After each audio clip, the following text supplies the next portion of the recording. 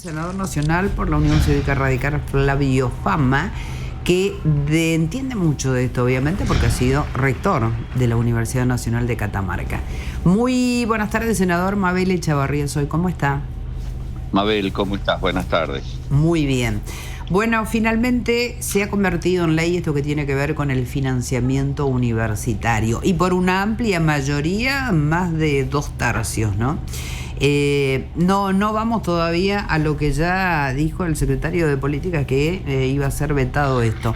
¿Qué contiene este financiamiento universitario, senador? Mira, Mabel, esta ley, ya no es proyecto, sino es ley. Sí. Es una ley bastante rara, porque es una ley que dura hasta fin de año, es una ley muy acotada.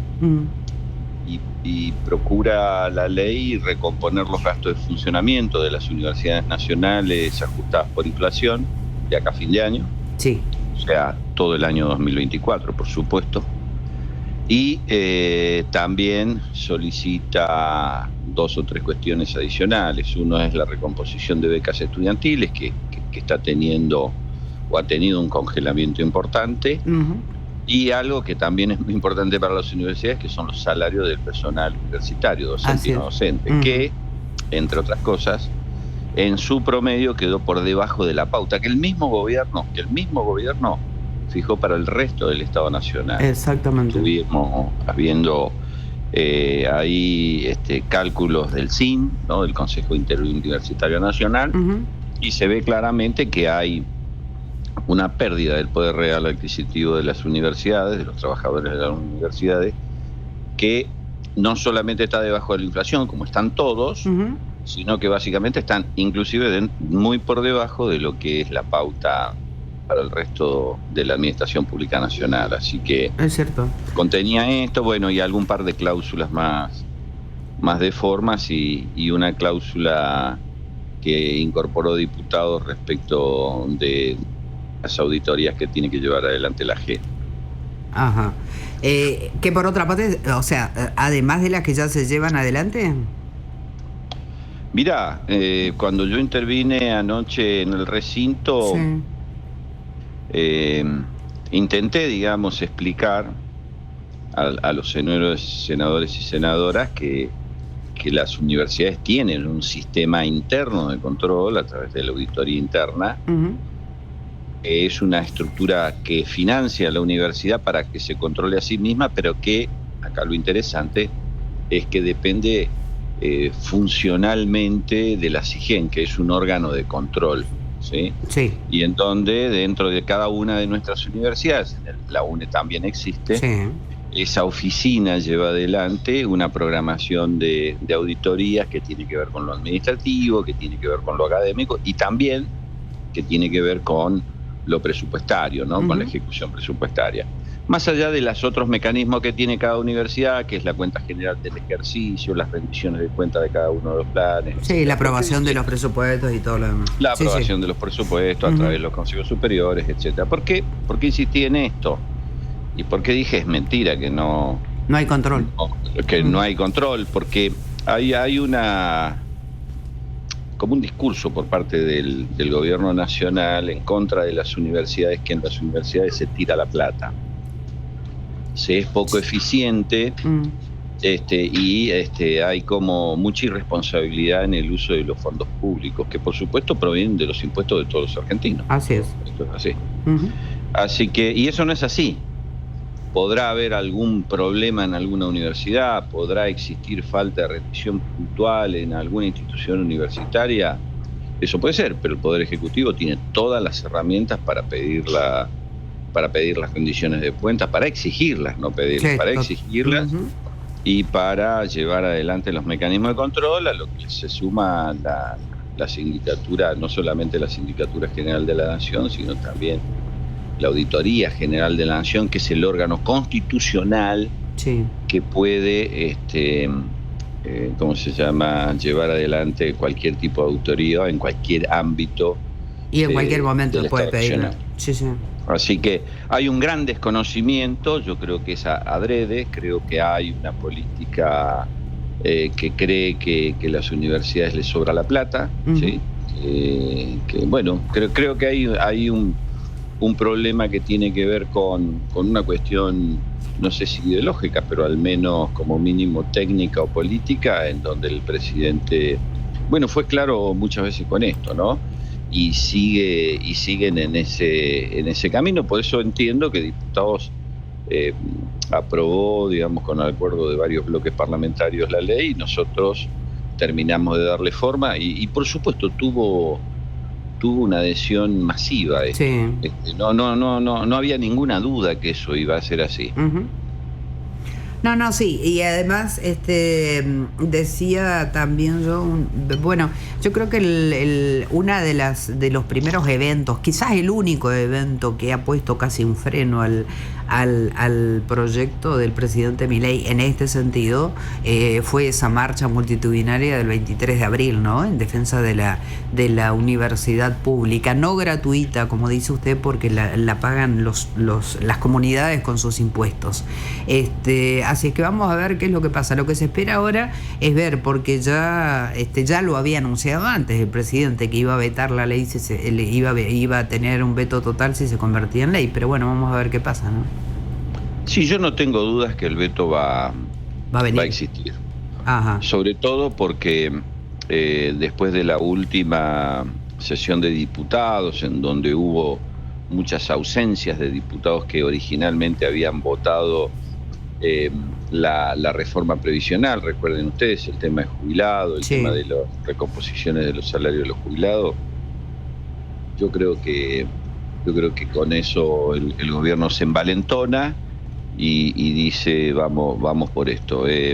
Quiero dejarle perfectamente en claro que el bloque de senadores de la Unión Cívica Radical entiende necesario un control exhaustivo de los presupuestos nacionales, entiende necesario buscar el equilibrio fiscal, entiende necesario el déficit cero, pero también entiende que hay que fijar prioridades y los jubilados son una prioridad, así como lo son también las universidades nacionales, en donde hay entre 1.800.000 y 2 millones de estudiantes en las universidades públicas según el año que uno lo tome, y sin contar los alumnos de posgrado. Y me voy a permitir, si ustedes me dan un minuto, de decir alguna cuestión adicional. Sí, lo escucho. Creo que en todo este discurso también se está confundiendo a la gente, porque la universidad, ustedes que la viven de adentro, no solamente son carreras de grado, son carreras de posgrado, son centros de investigación, son laboratorios, son campos experimentales, son plantas pilotos, son hospitales universitarios, es extensión universitario, es el sistema científico tecnológico, son los convenios con el CONICET, es el desarrollo de ciencias. Digo, detrás de la institución universidad existen un montón de pequeñas instituciones o herramientas que son oportunidades para todos los argentinos. Así que creo que eso es lo que no se está viendo. Es una lástima si el presidente lo veta, pero después de lo que yo vi anoche en el Congreso, con una presencia de funcionarios nacionales y de presiones individuales, inclusive, no me cabe ninguna duda que ese veto va a llegar en algún momento. Y bueno, y el Congreso tendrá que ponerse los pantalones nuevamente, ¿no? Así es. A ver si podemos sostener lo que tanto declamamos, porque si no, después son los ciudadanos los que van a tomar la decisión de quiénes son los que quieren que los gobiernen y quienes están representándolos en el Congreso de la Nación. No, totalmente. No deja de ser sumamente importante, obviamente, el tema de los jubilados, porque es una vergüenza lo que cuentan, lo que cobran, obviamente, pero tampoco deja de ser sumamente importante y estar muy arraigado en el argentino el tema de la educación pública. Por lo tanto, va a ser complejo. Bueno, vamos a ver qué es lo que pasa. Tal vez allí haya un poco más de charla o de diálogo de las cámaras, como para contener el veto en el caso de que llegare, ¿no? Ojalá. El veto es una herramienta constitucional que tiene el presidente. Sí. No está mal que la usen. Yo no lo comparto, por supuesto, en estos casos. Eso está clarísimo. Pero bueno, no necesariamente uno tiene que compartirlo, digamos. Tenemos distintos roles y tenemos distintas responsabilidades. Así es. Lo que yo estoy diciendo es hay que exigirle al Congreso que se pongan los pantalones y sostenga o sea uno de los pilares como poder independiente de las cosas que hacen fuerte a nuestra Argentina y que consolidan la democracia. Totalmente. Y además esto estaría, el impacto presupuestario que tendría está por los 800.000 millones de pesos aproximadamente, que es un 0.14 del PBI. En este tiempo corto, como usted decía, esto es hasta diciembre, así que no parecería que tuviera un impacto en lo que tiene que ver con el déficit fiscal, ni mucho menos. No lo creo, es más, ese 0.14% del PBI total, digamos, entre salarios y gastos de funcionamiento, que son un 0,08 de salarios, un 0,06 de funcionamiento, inclusive podría ser menos.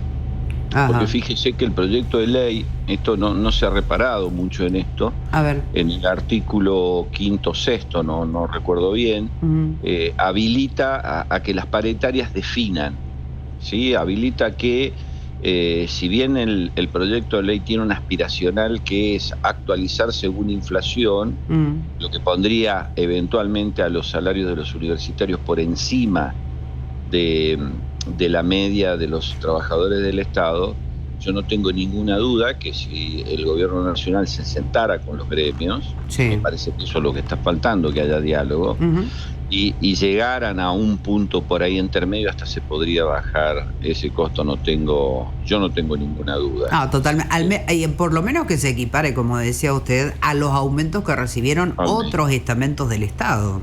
Me preguntaban cómo se sienten y yo les decía, ¿cómo quiere que se sienta una persona que dice, ¿por qué a mí un 15% menos que al resto de la pauta? Que a su vez está 40%, 50% abajo de la inflación, digamos, ¿no? Se pierde con la inflación y además se pierde con eso. ¿Cómo quiere que se siente un trabajador? ¿Sí? Después podemos hablar de los salarios docentes. Hay un dato... no quiero ser muy extenso, pero hay un dato... está bien, tenemos tiempo, senador. Que la gente tiene que saber. Un profesor adjunto, dedicación exclusiva, es decir, un profesor que se dedique únicamente a la universidad, tiene un sueldo básico de unos 830.000 pesos. Eso está por debajo de la canasta básica. Sí. Usted, para llegar a ser profesor adjunto, tiene que primero pasar y hacer carrera universitaria como auxiliar de la docencia, tema hablando de ayudante o jefe de trabajo práctico. Sí, después rendir, tiene como mínimo haber rendido un concurso como auxiliar y como mínimo haber rendido un concurso como profesor. Además de hacer investigación, extensión, además de haberse recibido y ser un profesional. Entonces, no es que estemos hablando, como ahí hoy veía con el conflicto de aerolíneas, de sueldo de 20 millones de pesos. Estamos hablando de salarios que tampoco son la barbaridad, digamos. Que no llegan a la canasta básica. Modestos, hay que decirlo, son salarios modestos, muy modestos, que lo que están buscando es no perder tanto frente a la inflación. Totalmente. Yo estoy seguro que si usted se junta con un docente, un no docente, y le pregunta, mirá, la inflación, estamos perdiendo un 60% de la inflación, vos te bancás de acá a fin de año un 20-25%, yo le aseguro a ustedes que el 60-70% de las personas que consulten le van a decir que sí, ¿no? Porque también entienden la situación del país. Entonces, acá lo lamentable de todo no es si el Congreso aprobó o no aprobó, si lo veta o no lo veta. Lo lamentable de todo es que no estamos viendo la cuestión de fondo. Que la cuestión de fondo es sostener una institución tan importante como la universidad, que es tan reconocida por la gente. Yo ayer decía, las instituciones universitarias tienen mucho más prestigio que el prestigio que podamos tener todos nosotros acá adentro, que el prestigio que tuvo cualquier presidente en cualquier época del año y en cualquier época de la historia argentina, y eso se demostró el 23 de abril, cuando la marcha, sinceramente, a mí personalmente me asombró. Tengo casi 64 años, 30, 40 de docente universitario, y he participado de casi todas de la democracia, y la verdad, lo que vimos la otra vez fue multitudinario. Sí. Y lo que va a pasar ahora va a ser similar.